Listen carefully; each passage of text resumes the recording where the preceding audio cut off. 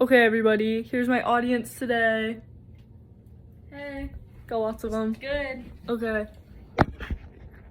Is it gonna stay? I can hold it for you. Yeah, you can hold it. Okay. Are you in it? Yeah. Okay. Okay.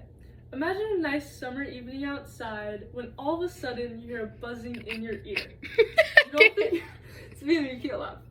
You don't think anything of it, but then you feel a bite on your arm. It's a mosquito. You may be thinking, these things are useless, why do we have these? But Daniel Peach, director of the entomological study of British Columbia, he says there are many uses, including bizarre and unique ones you may not think of, but he knows that they are very useful. So today we will be learning about the many uses of mosquitoes, including pollination and their uses in aquatic systems and terrestrial ecosystems. So, the first use of a mosquito is pollination. So, the foundation of a mosquito's diet is plant sugar and the many different nutrients within plant sugar. They can often be found in floral nectar, and then the mosquito will eat the nectar and then transfer to the next flower and touch the stigma. This is how pollination happens.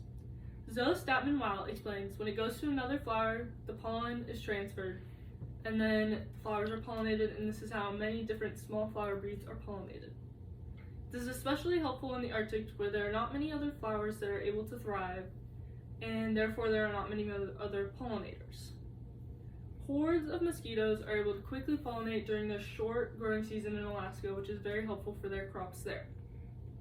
They're able to do the majority of plants that are smaller flowers in U.S. wetland areas as well. There's also genetic evidence that a rapid increase in the diversity of different mosquito varieties happened in correspondence with the appearance of flowering plants in the Cretaceous era, which is evident by mosquito fossils being found inside of small flower fossils, according to Earth Touch News. Their next purpose is that they're a good food item in aquatic ecosystems. So this is on top of being great pollinators in the ecosystems, but they are also known for beginning their lives in the wet ecosystems, which leads to eggs and young mosquito larvae being eaten by fish, birds, dragonflies, turtles, and amphibians, according to John Rafferty. Daniel Peach notes that as the mosquitoes grow, they will also consume algae and other microbes that decompose decaying plant materials to help fuel themselves.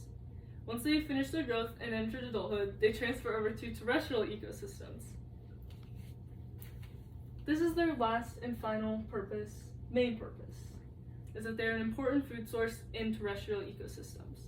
Mosquitoes are known as the primary food source in terrestrial ecosystems because of their massive biomass due to their ability to multiply so quickly. Their biomass has been calculated at 96 million pounds in just the state of Alaska, says Daniel Peach. William Cheshire notes, in Alaska they serve as the most important source of food in migratory birds, because the mosquitoes hatch in such giant clouds every spring. Besides birds, bats also like to pluck mosquitoes out of the sky for a quick snack. They are also eaten by frogs, spiders, lizards, and other insects as a primary food source, according to the Britannica Encyclopedia. Aside from just being eaten, once adult mosquitoes have died naturally or been excreted by animals that consume them, they decompose. This turns into the microbes consumed being able to transform into new nutrients for the plants in the terrestrial ecosystems, and they are allowed to thrive further, according to Daniel Peach. Peach finishes the article by stating that while the exact combination of nutrients they provide is not exactly known, we know that they are very important considering they still begin to appear in such large quantities. To summarize, what we have discussed today is that mosquitoes are not actually useless. They provide a great food source to two different types of ecosystems, something not a lot of species can do. Additionally, they are important pollinators, even though this is often forgotten or overlooked.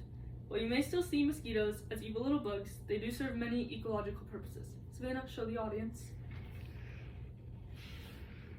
Okay, we're done. Okay.